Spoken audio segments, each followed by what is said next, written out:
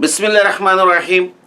অর্থনীতি সম্মান প্রথম বর্ষ এবং মাস্টার্স প্রিলিমিনারি শিক্ষার্থীরা, আজকে তোমাদের যে লেকচারটা দেব সেটা হচ্ছে ম্যাক্রো ইকোনমিক্স, অর্থাৎ সামষ্টিক অর্থনীতির মানি অ্যান্ড মনিটারি পলিসি, বাংলায় অর্থ এবং আর্থিক নীতি সিলেবাসের যে অধ্যায়টি আছে সেটার উপর। এই ক্লাসটির আমি এখানে যেহেতু 1 নাম্বার দিয়েছি, এইটার প্লেলিস্ট হবে দুটো। একটা প্লেলিস্ট হবে অর্থ এবং আর্থিক নীতির নামে একটা প্লেলিস্ট হবে, আরেকটা হচ্ছে অর্থনীতি প্রথম বর্ষ যে সামষ্টিক অর্থনীতির যে প্লেলিস্ট আছে সেখানেও ক্লাসগুলো কি থাকবে। তবে এখানে ক্লাসগুলোর এই অধ্যায়ের আরও কিছু ক্লাস দেওয়ার কথা ছিল, সেটা কিন্তু আমি দেব না, কারণ আমি মানি এবং ব্যাংকিং ফোর্থ ইয়ারে কিছু ক্লাস দিয়েছি। এই ফোর্থ ইয়ারের কিছু ক্লাসটা কিন্তু এই আমার ফার্স্ট ইয়ারের সিলেবাসের সাথে মিল আছে। ওই ক্লাসগুলো আমি এখানকার কি করব, প্লে লিস্টে দিয়ে দেবো, যার ফলে দেখা যাবে যে ক্লাস সিরিয়ালে মানে ক্লাস নাম্বার সিরিয়ালে একটু কি হতে পারে, সমস্যা হতে পারে। ফোর্থ ইয়ার দেখলে বুঝে নেবে যে এইটা তোমাদের যে ফার্স্ট ইয়ারের সিলেবাস, যেহেতু ওখানে দিয়েছি ফোর্থ ইয়ারে, এই জন্য এটা ফোর্থ ইয়ার নামটা কি আছে লেখা আছে। যাক, আজকে আমাদের আলোচনার বিষয়বস্তু হচ্ছে কোয়ান্টিটি থিওরি অফ মানি, মানে অর্থের পরিমাণ তত্ত্ব নিয়ে আমরা কি করব, আলোচনা করব। এই অর্থের পরিমাণ তত্ত্ব নিয়ে বেশ কয়েকটা তত্ত্ব আছে। এর ভিতরে একটা হচ্ছে ফিশারের নগদ লেনদেন তত্ত্ব। নগদ লেনদেন তত্ত্ব এটা কার? এটা হচ্ছে ফিশারের।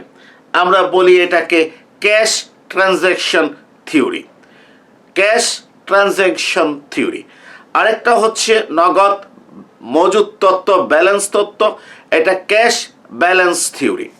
তাই আমরা প্রথমে যেটা আলোচনা করব সেটা হচ্ছে ক্যাশ ট্রানজ্যাকশন থিওরি। এটার প্রবক্তা হচ্ছেন অর্থনীতিবিদ ফিশার। তিনি 1911 সালে দি পারচেজিং পাওয়ার অফ মানি গ্রন্থে তার যে বক্তব্যটা কি করেন রাখেন, এটা পরবর্তীতে ক্যাশ ট্রানজ্যাকশন থিওরি বা অর্থের পরিমাণ তত্ত্ব নামে পরিচিত। তার বইটার নাম হচ্ছে the purchasing power of money, the purchasing power of money. এখানে পারচেজিং পাওয়ার অফ মানি মানে কি? এটা হচ্ছে অর্থের ক্রয় ক্ষমতা, অর্থের ক্রয় ক্ষমতা।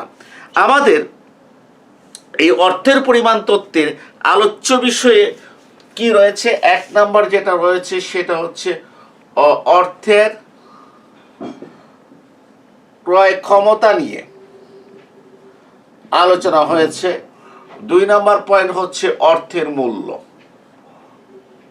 অর্থের কি? অর্থের মূল্য। এই দুটো জিনিসই মূলত আলোচনায় গুরুত্ব পেয়েছে, অর্থের ক্রয় ক্ষমতা এবং অর্থের মূল্য। অর্থের ক্রয় ক্ষমতা বলতে আমরা কি বুঝি? পারচেজিং পাওয়ার অফ মানিটা কি? পারচেজিং পাওয়ার অফ মানি হচ্ছে এক একক অর্থের মাধ্যমে যে পরিমাণ দ্রব্য এবং সেবা ক্রয় করা যায় সেটা হচ্ছে পারচেজিং পাওয়ার অফ মানি, মানে অর্থের ক্রয় ক্ষমতা। দয়া করে একটু লিখে রাখো কি বলেছি? এক একক অর্থের মাধ্যমে, এক একক অর্থের মাধ্যমে যে পরিমাণ দ্রব্য এবং সেবা ক্রয় করা যায় তাকে অর্থের কি বলা হয়? ক্রয় ক্ষমতা বলা হয়। ঠিক আছে? এখন এই অর্থের ক্রয় ক্ষমতা যদি বৃদ্ধি পায় তাহলে আমরা বলবো অর্থের মূল্য বৃদ্ধি পেয়েছে, ভ্যালু অফ মানি কি হয়েছে? বৃদ্ধি পেয়েছে। এটাকে বলে value of money, value of money. ঠিক আছে? ভ্যালু অফ মানি এটা হচ্ছে পারচেজিং পাওয়ার অফ মানি।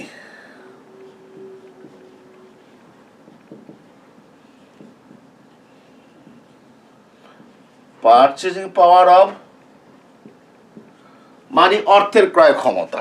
যদি অর্থের ক্রয় ক্ষমতা যদি বৃদ্ধি পায় তাহলে আমরা বলবো অর্থের মূল্য কি হয়েছে, বৃদ্ধি পেয়েছে।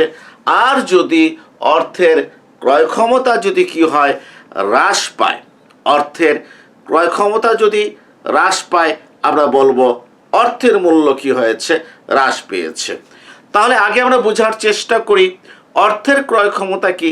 আমি বলেছি এক একক অর্থের মাধ্যমে যে পরিমাণ দ্রব্য এবং সেবা ক্রয় করা যায় সেটাই হচ্ছে অর্থের ক্রয় ক্ষমতা। আর অর্থের ক্রয় ক্ষমতাটাই হচ্ছে অর্থের মূল্য। অর্থের ক্রয় ক্ষমতাই হচ্ছে কি, অর্থের মূল্য। এর মানে যে আমি এটাই বলে ফেলতে পারি এক একক অর্থের মাধ্যমে যে পরিমাণ দ্রব্য সেবা ক্রয় করা যায় সেটাই হচ্ছে অর্থের ক্রয় ক্ষমতা, বা আমরা বলে ফেলতে পারি অর্থের মূল্য। আমরা যখন বলবো অর্থের ক্রয় ক্ষমতা বেড়েছে, আমরা বুঝে ফেলবো অর্থের মূল্য বেড়েছে। আমরা যখন বলবো অর্থের ক্রয় ক্ষমতা হ্রাস পেয়েছে, আমরা বুঝবো অর্থের মূল্য হ্রাস পেয়েছে। অতএব অর্থের ক্রয় ক্ষমতা এবং অর্থের মূল্য ভিন্ন কিছু না, একই অর্থ কি করে, প্রকাশ করে। আমি একটা উদাহরণ দিচ্ছি তোমাদেরকে। মনে করো আমরা 20 টাকায় 1 কেজি চাল পাই। কয় কেজি চাল পাই? 1 কেজি চাল পাই। তা আমি অর্থের ক্রয় ক্ষমতা বা অর্থের মূল্য বলতে কি সংজ্ঞা দিয়েছি? এক একক অর্থের মাধ্যমে যে পরিমাণ দ্রব্য এবং সেবা পাওয়া যায়। তাহলে আমি 20 টাকায় 1 কেজি চাল পাই। তাহলে 1 টাকায় কয় কেজি চাল পাই? 1/20। 1/20, ঠিক আছে? আচ্ছা, মানে 1 কেজি বাই কত? 20। 1 কেজি সমান কত? 1000 গ্রাম। 1000/20, এটা হচ্ছে গ্রাম, ঠিক আছে? তাহলে এটাকে 1000কে যদি 20 দ্বারা ভাগ করি, তাহলে 0 0 কাটাকাটি, 100কে 2 দ্বারা ভাগ করলে 50। তাহলে দেখো আমার 1 কেজি চালের মূল্য হচ্ছে, সরি, এক টাকার মূল্য হচ্ছে, 1 টাকার মূল্য হচ্ছে 50 গ্রাম চালের সমান। 1 টাকার মূল্য হচ্ছে 50 গ্রাম চালের কি সমান। আশা করি বুঝতে পেরেছ। এখন মনে করো দেখা গেল যে কিছুদিন পরে আমি 40 টাকা দিয়ে 1 কেজি চাল পাই। কত টাকা দিয়ে 1 কেজি চাল পাই? 40 টাকা দিয়ে 1 কেজি চাল পাই। তাহলে যে এক কেজি 40 টাকা দিয়ে 1 কেজি চাল পাই, তাহলে 1 টাকা দিয়ে কয় কেজি চাল পাই? 1 টাকা দিয়ে পাই 1 কেজি বাই 40। 40 টাকা 1 কেজি, 1 টাকায় 1/40 লিখলাম। 1 কেজিকে আমি কি করলাম? 1000 গ্রামে রূপান্তর করলাম। বাই কত? 40। 0 0 কাটলাম, 100কে 4 দ্বারা ভাগ করলে কত? 25 গ্রাম চাল। তাহলে দেখো যখনই কি হয়েছে, দ্রব্যের দামটা কি হয়েছে, আমার বেড়েছে, তখনই কি হয়েছে, আমি 1 টাকা দিয়ে 50 গ্রাম চাল কিনতে পারতাম, এখন 1 টাকা দিয়ে 25 গ্রাম চাল ক্রয় করছি।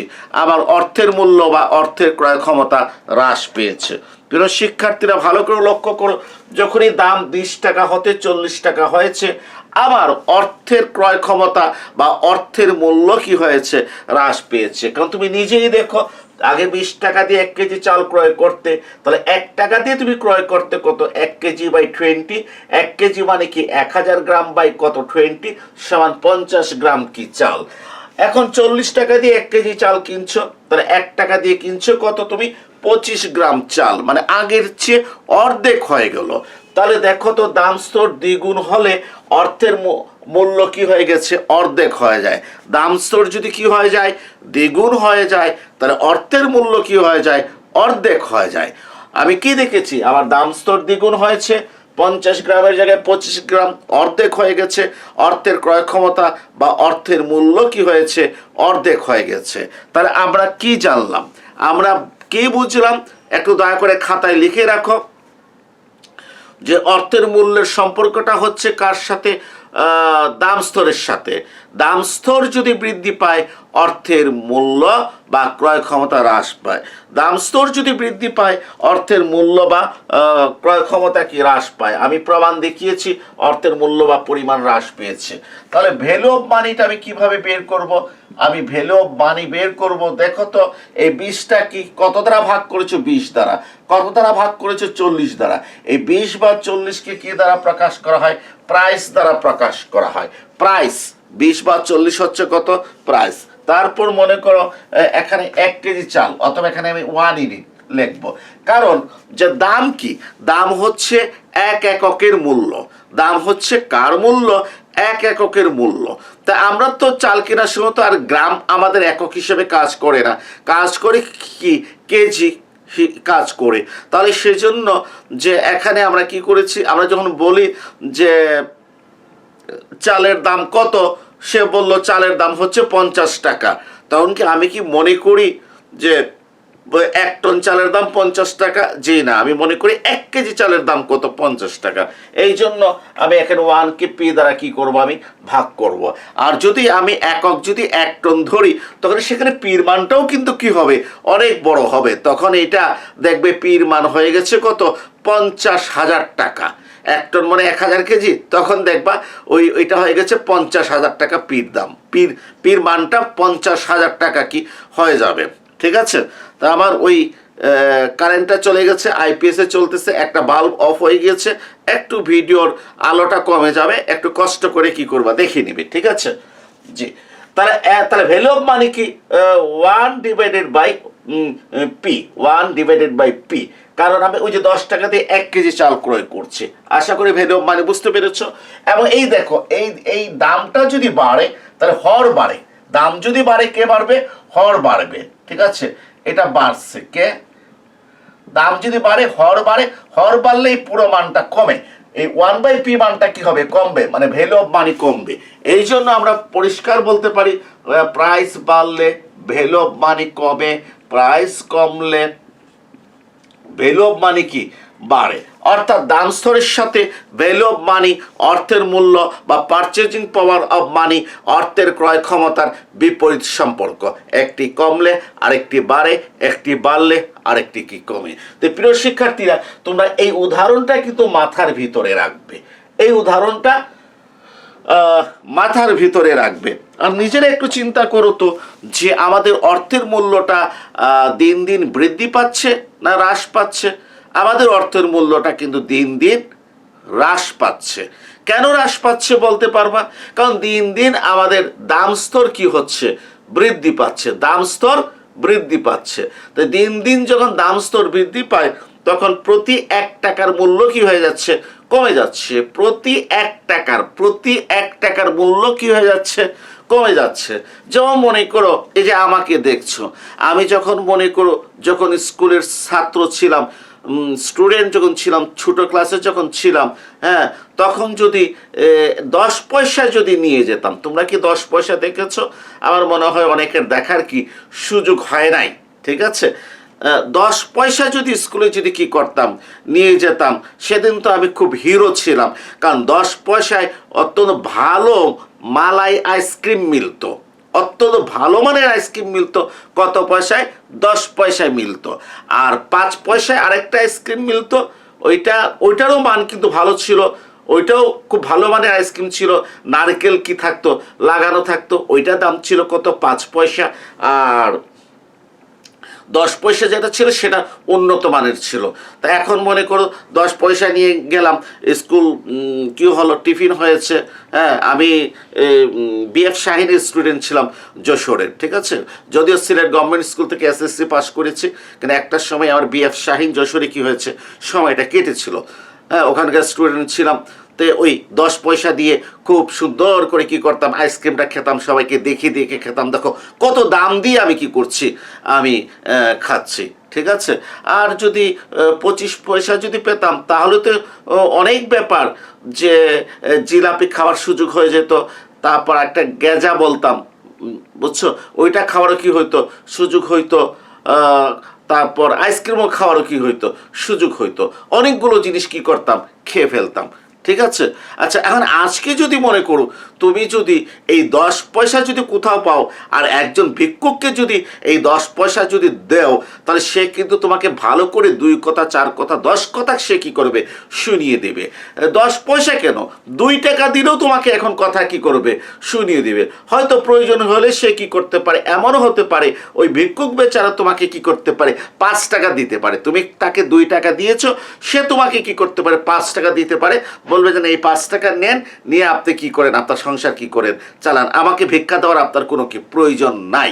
এর মানে কি? এর মানে হচ্ছে দিন দিন অর্থের পারচেজিং পাওয়ার, ক্রয় ক্ষমতা বা অর্থের মূল্য কি হয়েছে, কমে গিয়েছে। কারণ দাম স্তর হু হু করে কি হচ্ছে, বাড়ছে।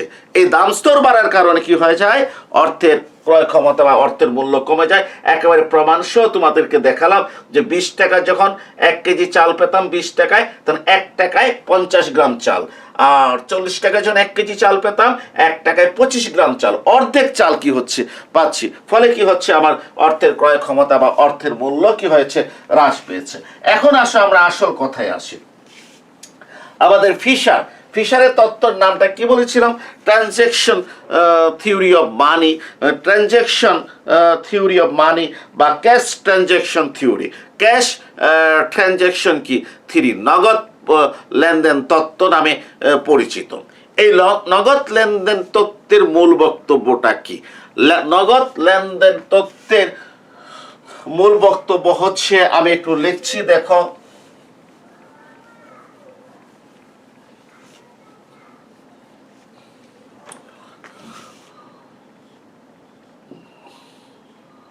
অর্থের পরিমাণ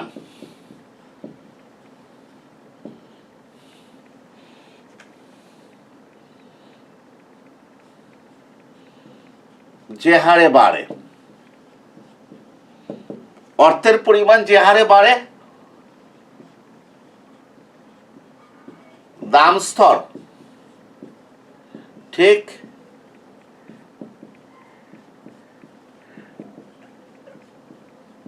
সে হারে বাড়ে। একটা কথা বলে রাখি, এখানে দাম স্তর বলতে শুধুমাত্র কিন্তু আসলে আমি চালের দাম দিয়ে উদাহরণ দিয়েছি। এই উদাহরণটা কিন্তু মাইক্রো পর্যায়ের কি উদাহরণ। ম্যাক্রো ইকোনমিক্সের দাম বলতে শুধু চালের দাম বোঝায় না। ম্যাক্রো ইকোনমিক্সে কি হয়, একটা পরিসংখ্যান পদ্ধতিতে, ওই যে আমরা সূচক সংখ্যা করেছি না, হ্যাঁ, পদ্ধতিতে চাল, ডাল, তেল, লবণ সব কিছুর একটা গড় দাম কি করে, বের করে, গড় দাম বের করে। ঠিক আছে, গড় দাম বের করে। মনে করো সেই গড় দাম হচ্ছে 50 টাকা, তাহলে 50, তাহলে অর্থের মূল্য কত, 50 টাকায় 1 ইউনিট পাওয়া যায়, 1 টাকা পাওয়া যায় 1/50, হ্যাঁ, বা 1/p। ঠিক আছে, p এর জায়গায় 50 লিখলে আমরা অর্থের মূল্যটা কি করব, পেয়ে যাব। তো ফিশারের তত্ত্বটা কি, অর্থের পরিমাণ যে হারে বাড়ে দাম স্তর ঠিক সেই হারে বাড়ে। হ্যাঁ, অর্থের পরিমাণটা যে হারে বাড়ে দাম স্তর ঠিক সে হারে কি বাড়ে। ঠিক আছে, যার ফলে 3 নাম্বার কি, অর্থের মূল্য কি হয়, হ্রাস পায়। তাহলে ফিশের তত্ত্বে 3টা পয়েন্ট মনে রাখবা। অর্থের পরিমাণ যে হারে বাড়ে দাম স্তর ঠিক সে হারে বাড়ে, ফলে অর্থের মূল্য কি হয়, হ্রাস পায়। ফলে অর্থের মূল্যটা কি হয়, হ্রাস পায়। সম্পর্কটাকে আমি এইভাবে দেখাতে পারি, অর্থের পরিমাণ যে হারে বাড়ে, হ্যাঁ, দাম স্তর ঠিক সে হারে বাড়ে, প্রাইসটাও ঠিক সে হারে বাড়বে। অর্থের মূল্যটা, ভ্যালু অফ মানিটা কি হবে, হ্রাস পাবে। মনে করো এটা 10% বেড়েছে, দাম স্তরও 10% কি হবে, বাড়বে। ঠিক আছে, এবং এটা ওই 10% কি হয়ে যাবে, কমে যাবে। ঠিক আছে, তো অর্থের পরিমাণ যে হারে বাড়ে দাম স্তরও ঠিক সে হারে বাড়ে, অর্থের মূল্য কমে যাবে। অথবা আমি এটা বলতে পারি, অর্থের পরিমাণ যে হারে কমে দাম স্তরও ঠিক সে হারে কমে, আর অর্থের মূল্য কি হয়, বৃদ্ধি পায়। ঠিক আছে, কারণ দাম স্তর কমলে অর্থের মূল্য বৃদ্ধি পায়। তাহলে এখন আসো আমরা সম্পর্কটা দেখি, যে কোনো একটাকে বেস করলে হয়ে যাবে। মানে সম্পর্কটা একটু আমরা দেখি, যে ফিশারের তত্ত্বটা। প্লিজ ফিশারের তত্ত্ব কিন্তু এই 3টা পয়েন্ট মনে রাখবা। অর্থের পরিমাণ যে হারে বাড়ে দাম স্তর ঠিক সে হারে বাড়ে, অর্থের মূল্য কি হয়, হ্রাস পায়। ঠিক আছে, এখন আমরা সম্পর্কটা দেখি। সম্পর্কটা কি হচ্ছে, অর্থের পরিমাণ তত্ত্বে, অর্থের পরিমাণ তত্ত্বের সম্পর্কটা হচ্ছে dp/dm। ঠিক আছে, বলো তো, গ্রেটার দেন 0 হবে না স্মলার দেন 0 হবে? ভিডিওটা বন্ধ করে দাও, বন্ধ করে চিন্তা ভাবনা করে দেখো, গ্রেটার দেন 0 হবে না স্মলার দেন 0 হবে? গ্রেটার দেন 0 হবে। আমি বারবার বলেছি, একই মুখের সম্পর্ক হলে গ্রেটার দেন 0 হয়। অর্থের পরিমাণ বাড়লে দাম স্তর বাড়ে, অতএব এটা কি হবে, গ্রেটার দেন কি 0। এটা কি হবে, এটা গ্রেটার দেন কি 0। ঠিক আছে, 1 মিনিট, আধা ঘন্টা বাদে আমি ইউটিউবের ক্লাসে আছি। জি, ঠিক আছে, যে অর্থের পরিমাণ বাড়লে দাম স্তর বাড়ে একইমুখী সম্পর্ক, এই জন্য এটা কি হবে, গ্রেটার দেন জিরো। এটা কি হবে, গ্রেটার দেন জিরো। আশা করি আমি বোঝাতে পেরেছি, ক্লিয়ার? জি। এরপরে দেখো যে দেখো এখানে এই দুইটা সম্পর্ক। এরপরে আসো যে এই দুইটা সম্পর্ক দাম স্তর এবং অর্থের মূল্যের ভিতরে সম্পর্কটা আমি দেখি, ঠিক আছে? দাম স্তর অর্থ মূল্যের সম্পর্ক কি হচ্ছে, ডিভিএম বাই কত, ডিপি, ঠিক আছে? দাম স্তর বাড়লে অর্থের মূল্য কমে, একটা বাড়লে একটা কমে, বিপরীত সম্পর্ক, স্মলার দেন কি জিরো। তাহলে আমরা যদি গাণিতিকভাবে আমি যদি ফিশারের তত্ত্বটাকে যদি উপস্থাপন করতে চাই, তাহলে কি লিখবো, যে এই যে অর্থের পরিমাণ বাড়লে দাম স্তর বাড়ে, এই যে গ্রেটার দেন জিরো দেখে বলেছি। আর দাম স্তর বাড়লে অর্থের মূল্যটা কমে, স্মলার দেন জিরো। যখনই স্মলার দেন জিরো হবে, তখন তুমি যদি বলি নিচেরটা বাড়ে উপরেরটা কমবে, নিচেরটা কমলে উপরেরটা কি বাড়বে, এটা হচ্ছে স্মলার দেন জিরো। মনে করো ডিপি হচ্ছে তো দামের পরিবর্তন। কার পরিবর্তন? দামের পরিবর্তন। এখন মনে করো দামের পরিবর্তন, দাম বেড়েছে, ডিভিএম হচ্ছে অর্থের মূল্যের পরিবর্তন।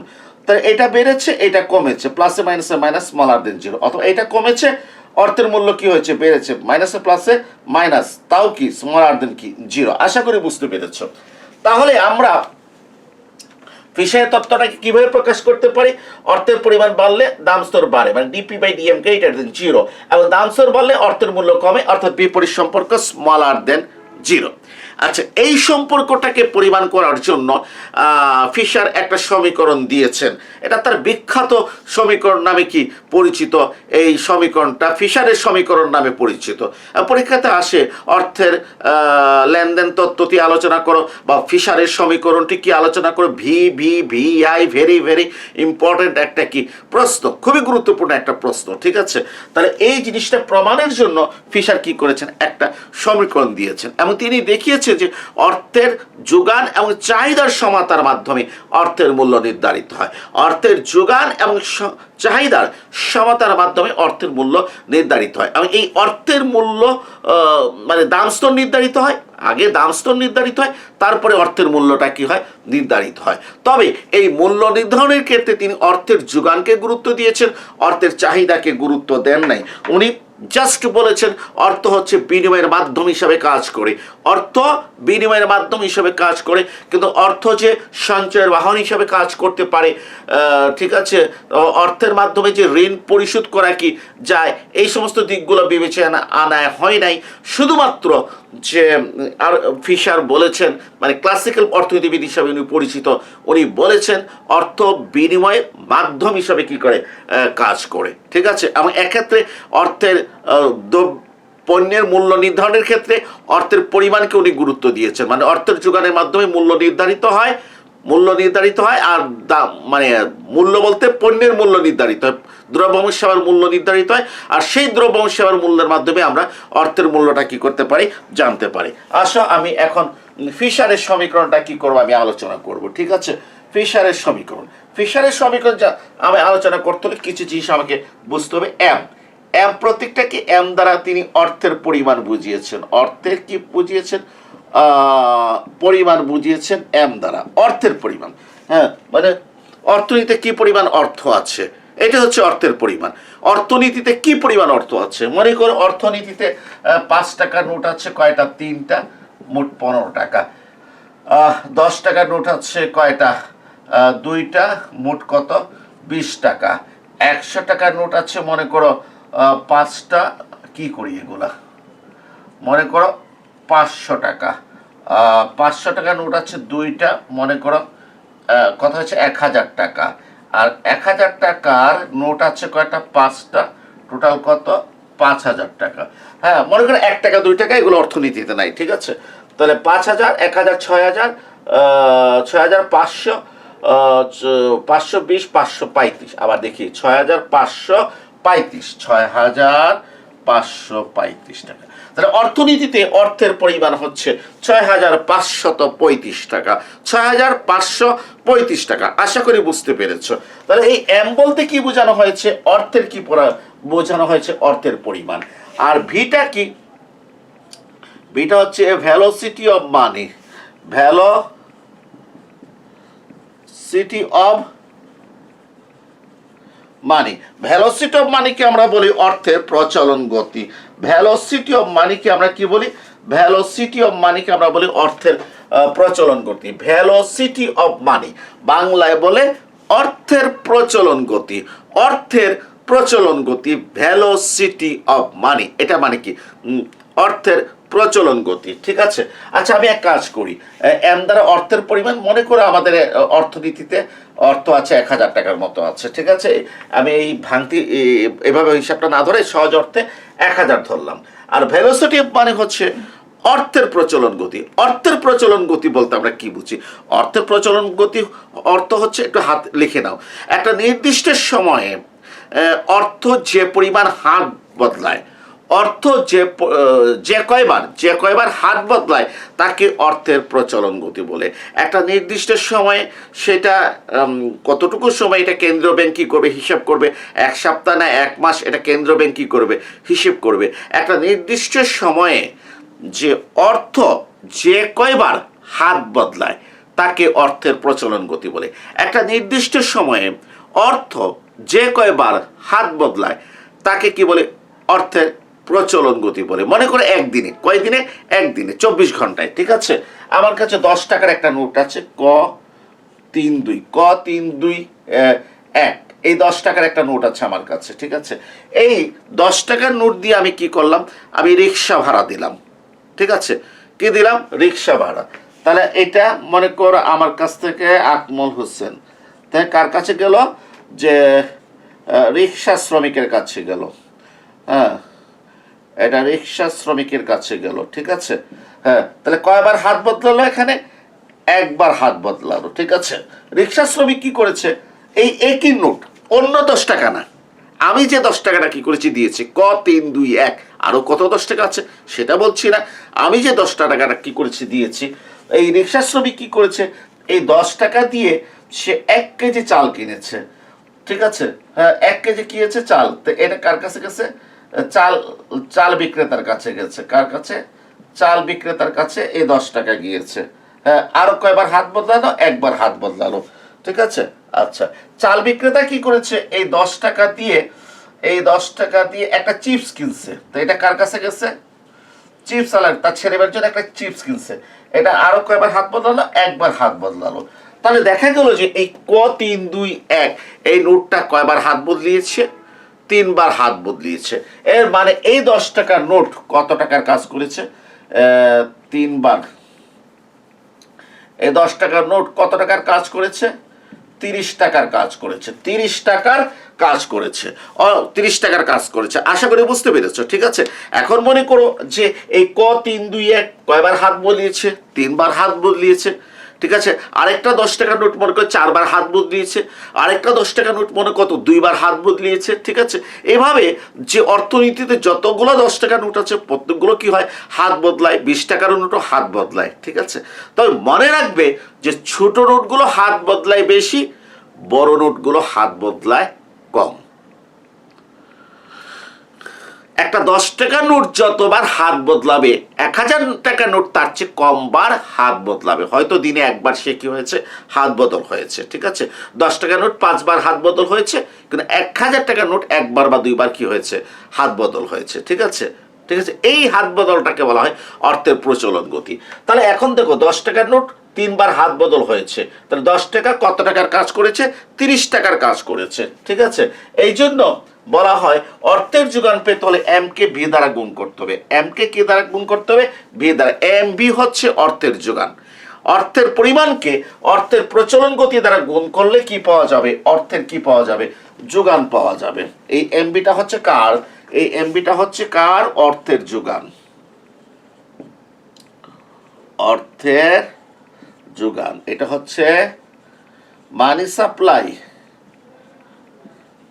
এটা এই এমবিটা হচ্ছে অর্থের যোগান, মানে কি? মানি সাপ্লাই। এখানে একটা কথা আমি বলে রাখি যে এই অর্থের প্রচলন গতি, এটার সঠিক হিসাবটা আমাদের কেন্দ্রীয় ব্যাংক বাংলাদেশ ব্যাংক বলতে পারে। এটা কিভাবে বের করে? যে মনে করো 10 টাকা কতবার হাত বদলায়, 20 টাকা কতবার, 50 টাকা, 100 টাকা, 500 টাকা, 1000 টাকা, 5 টাকা কতবার হাত বদলায়, সবগুলোর একটা গড় কেন্দ্রীয় ব্যাংক কি করে? বের করে, ঠিক আছে? এই গড়টাই হচ্ছে ভেলোসিটি অফ মানি, ঠিক আছে? এই গড়টাই হচ্ছে ভেলোসিটি অফ কি মানি। তো মনে করি যে আমার মনে করো ভেলোসিটি অফ মানি আমার অর্থনীতিতে মনে করো 4, ঠিক আছে? তা আমার কত টাকা আছে অর্থনীতিতে? 1000 টাকা আছে। তাহলে আমার 1000 টাকা গড় বলেছি 4, 1000 ইন্টু 4 সমান কত? আমার 1000 টাকা 4000 টাকার কাজ করে। অতএব আমার অর্থের পরিমাণ 1000 টাকা, কিন্তু কাজ করে কত টাকার সমান? 4000 টাকার কাজ করে। অতএব যে আমার অর্থের যোগানের পরিমাণ হচ্ছে কত? 4000 টাকা। 4000 টাকা, এটা হচ্ছে আমাদের মানে ফিশারের বা ক্লাসিক্যাল অর্থনীতিবিদদের কি হচ্ছে ব্যাখ্যা। তাহলে এই এমবি মানে অর্থের যোগান বা মানি সাপ্লাই। আশা করি তোমরা কি করেছো, বুঝতে পেরেছো। এখন আসো যে মানে অর্থের চাহিদাটা কি। অর্থের চাহিদা বলতে ওই যে ক্লাসিক্যাল অর্থনীতিবিদরা ওনাদের যে ব্যাখ্যা, সেই ব্যাখ্যাটাই উনি কি করেছেন, ধরে নিয়েছেন। অর্থের চাহিদা বলতে শুধুমাত্র অর্থের লেনদেনজনিত চাহিদা ধরা হয়েছে, কারণ অর্থের যে আরও কিছু চাহিদা রয়েছে, অর্থের যে ফটকা কারবারজনিত চাহিদা রয়েছে, যেটা কেস বলেছেন, সেটাকে কিন্তু ওনারা বিবেচনায় কি আনেন নাই। যে এবং অর্থের চাহিদা যে সুদের হারের সাথে সম্পর্কযুক্ত থাকতে পারে, এগুলোকে বিবেচনায় আনেন নাই। ক্লাসিক্যাল অর্থনীতিবিদদের শুধু একটাই বক্তব্য, অর্থ লেনদেনের মাধ্যম হিসেবে কাজ করে, বিনিময়ের মাধ্যম হিসেবে কাজ করে, ঠিক আছে? এবং এই লেনদেনের জন্যই অর্থের চাহিদা কি হয়েছে, সৃষ্টি হয়েছে, ঠিক আছে? তাহলে অর্থের চাহিদা কার উপর নির্ভর করে? লেনদেনের উপর নির্ভর করে। তো এখানে একটু বলছি টি, টি হচ্ছে লেনদেন, লেনদেন জনিত, লেনদেন জনিত দ্রব্য ও সেবার পরিমাণ, লেনদেনজনিত দ্রব্য ও সেবার পরিমাণ। প্লিজ মনে রাখবে এইটিটা কিন্তু আবার জাতীয় এর ক্ষেত্রে যে আমি ওয়াইয়ের কথা বলেছি, চূড়ান্ত দ্রব্য এবং সেবা সামগ্রী, এই চূড়ান্ত দ্রব্য এবং সেবা সামগ্রী কি নয়, এটি হচ্ছে লেনদেনজনিত দ্রব্য ও সেবার পরিমাণ। যেমন আমি যদি চূড়ান্ত দ্রব্য সামগ্রী এবং সেবা কর্ম বলতাম, তাহলে মনে করো হয়তো আমি বলতাম পোশাক, ঠিক আছে? পোশাক, হ্যাঁ, পোশাক, পোশাক হচ্ছে চূড়ান্ত দ্রব্য। যে দ্রব্য উৎপাদিত হওয়ার পর সরাসরি ভোগে চলে আসে, সেটা হচ্ছে কি চূড়ান্ত দ্রব্য, ঠিক আছে? ক্লিয়ার? কিন্তু এখানে বলা হয়েছে লেনদেনজনিত দ্রব্য এবং সেবা। তাহলে কি হবে, যে তখন আমি আর পোশাক বলার আগে কি কি বলতে হবে? তুলা বলতে হবে। কি বলতে হবে? তুলা। কারণ পোশাকটা কোথা থেকে এসেছে? তুলা।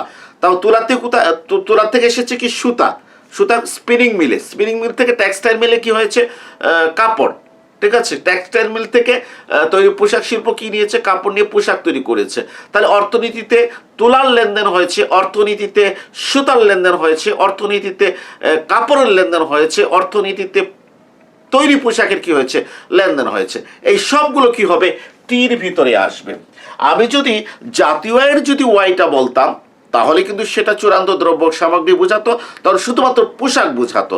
কিন্তু এখানে কিন্তু যে ক্লাসিক্যাল অর্থনীতিবিদদের বক্তব্য হচ্ছে যে অর্থের লেনদেনজনিত চাহিদা। অর্থকে শুধুমাত্র পোশাক ক্রয়ের জন্য কি আমরা চাহিদা করি? নো, আমরা অর্থের চাহিদা করি কিসের জন্য? বিভিন্ন জন বিভিন্ন কারণে চাহিদা সৃষ্টি করে। যিনি তুলা কিনতে চান তার অর্থের প্রয়োজন, যিনি সুতা কিনতে চান তার অর্থের প্রয়োজন, যিনি টেক্সটাইল মানে কাপড়ের জন্য কেনার জন্য কি প্রয়োজন? অর্থের প্রয়োজন।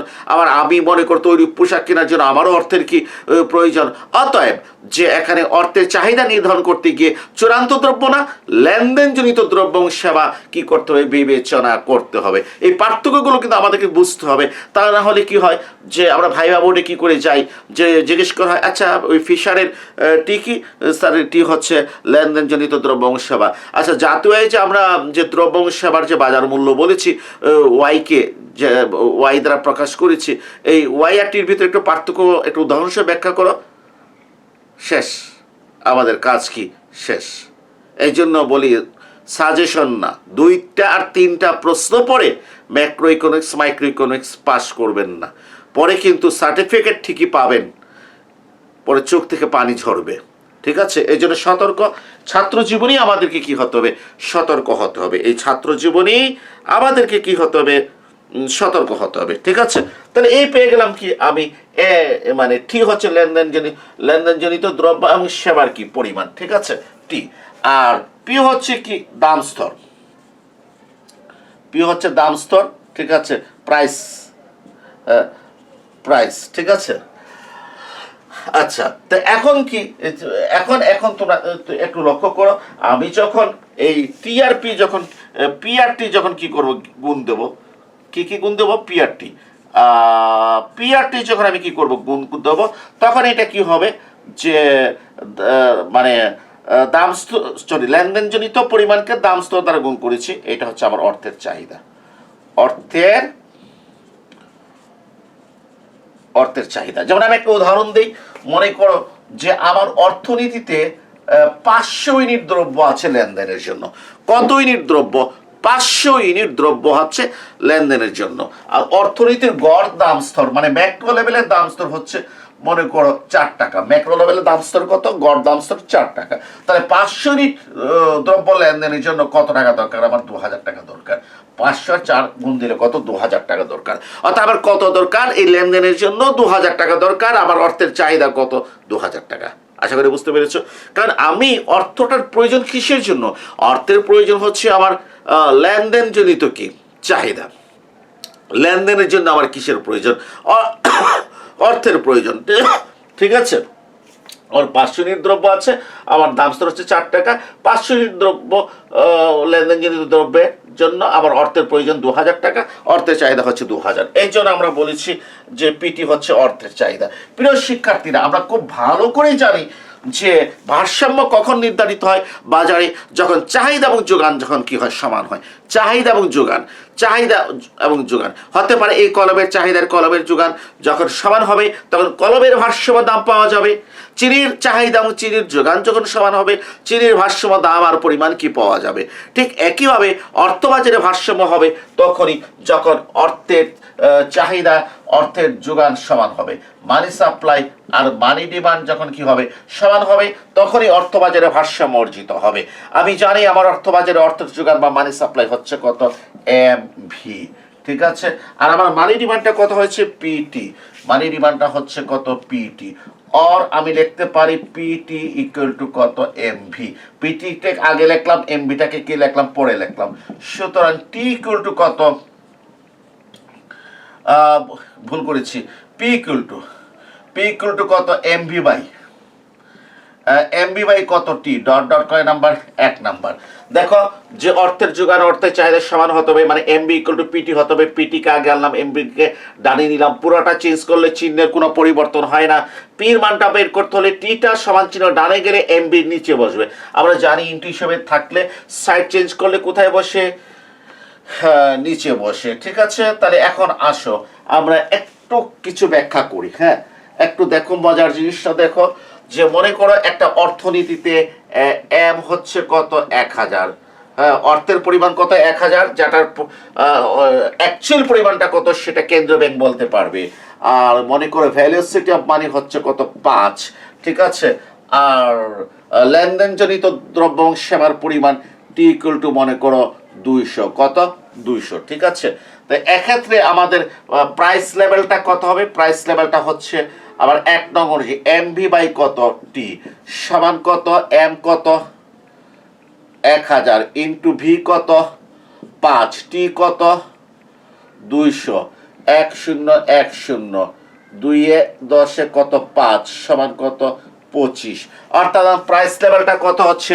25 টাকা হচ্ছে, ঠিক আছে। যদি কোনো অর্থনীতিতে অর্থের পরিমাণ যদি 1000, ভ্যালোসিটি অফ মানি যদি 5, লেনদেনজনিত দ্রব্য সেবার পরিমাণ যদি 200 হয়, তাহলে অর্থবাজারের যে ভারসাম্য শর্ত, সেই শর্ত হতে যে প্রাইসটা বের করেছি, সেখান থেকে আমি প্রাইস লেভেলটা কত পেয়েছি? ম্যাক্রো লেভেলের 25 কি করেছি? আমি পেয়েছি। এবং সাধারণত একটা নির্দিষ্ট সময়ে অর্থের মানে ভ্যালোসিটি অফ মানিটা কি থাকে? স্থির থাকে। এবং লেনদেনজনিত কি যেন বলে, দ্রব্য এবং সেবার পরিমাণটা কি থাকে? স্থির থাকে। একটা নির্দিষ্ট সময় পর্যন্ত এই ভ্যালোসিটি অফ মানিটা স্থির থাকে। এইটাও কি থাকে? একটা নির্দিষ্ট সময় পর্যন্ত স্থির থাকে। এর কারণটা আমি একটু ব্যাখ্যা করছি, যে ক্লাসিক্যাল অর্থনীতিবিদরা সবসময় অর্থনীতিতে পূর্ণ নিয়োগে বিশ্বাসী।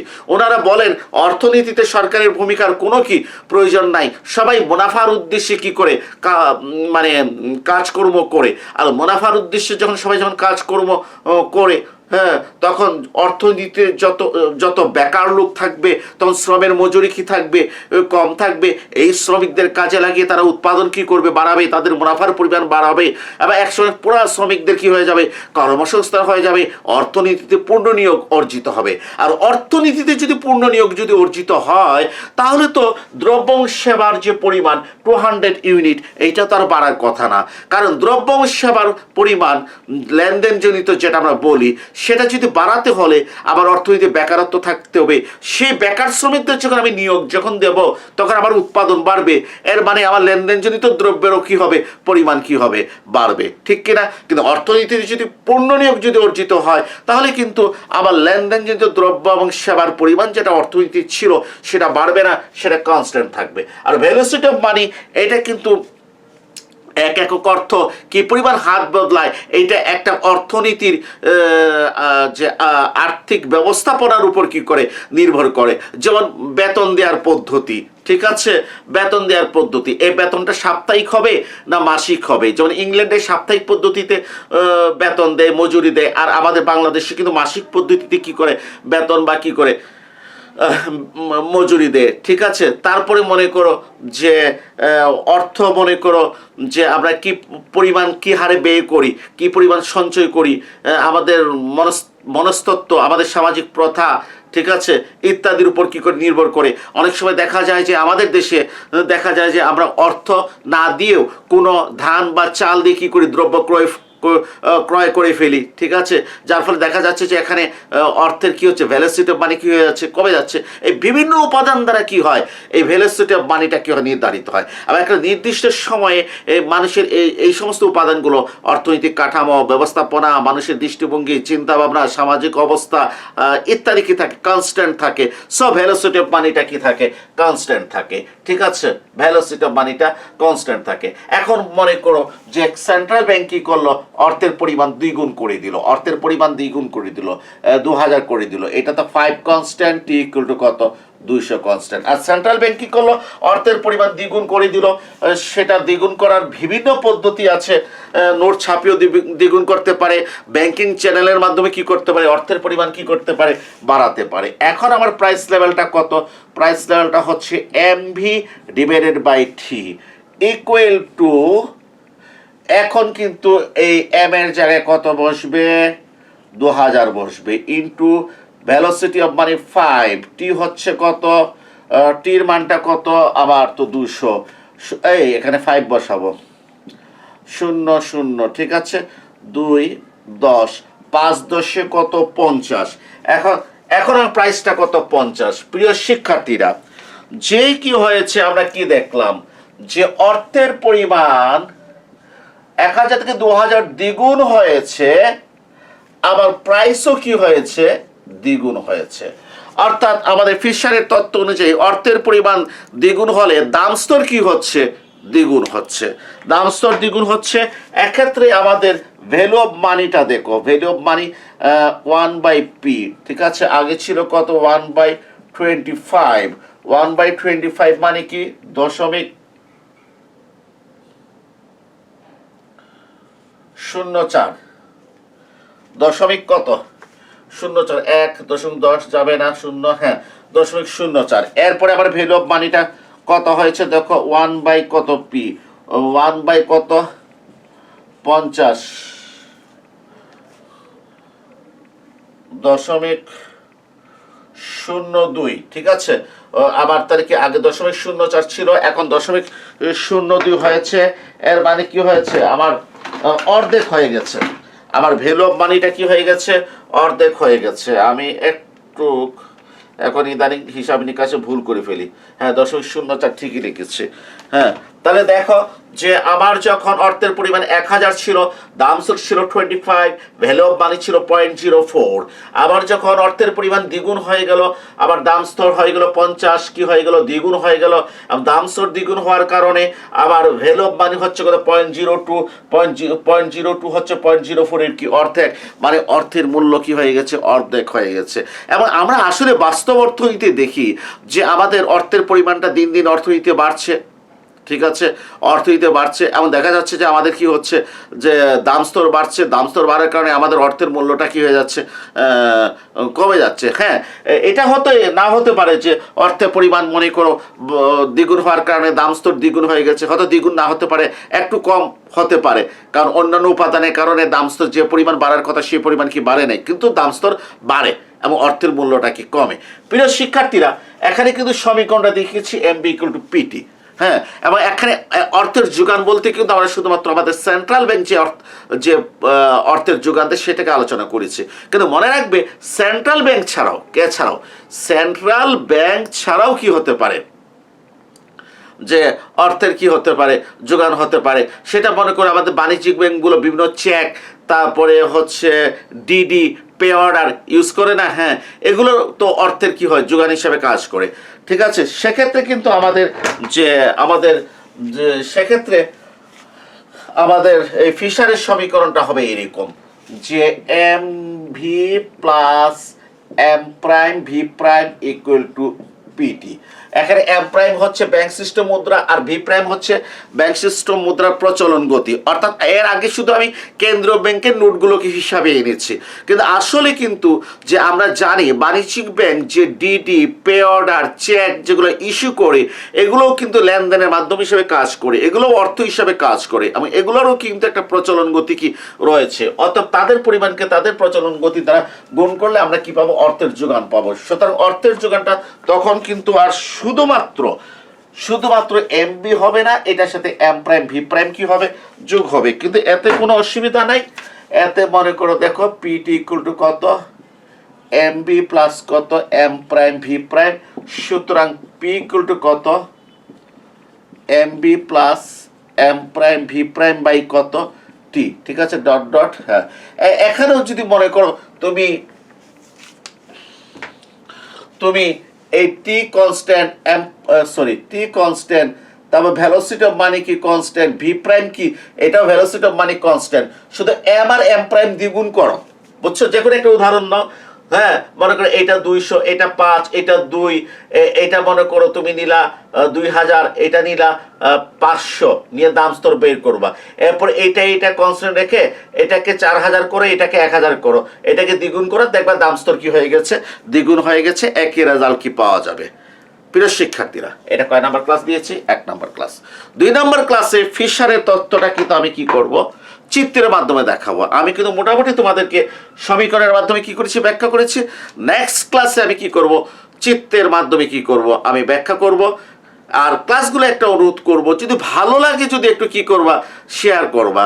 ঠিক আছে, আর একটা যে লাইক যদি দাও, যদি ঠিক আছে, তাহলে ইউটিউবওয়ালারা দেখবে যে না, এই লোকটার ক্লাসে একটু লাইক কি হচ্ছে পড়তেছে, তাহলে এক কাজ করি যে এটাতে যাতে ইউটিউবে যাতে ক্লাসটা যাতে পাওয়া যায়, তারা ওইটার কি করবে, একটা ব্যবস্থা করবে। ঠিক আছে, আমরা সব কিছুতে যদি অর্থনীতির স্টুডেন্ট তো সব কিছুতে একটু কৃপণ থাকি।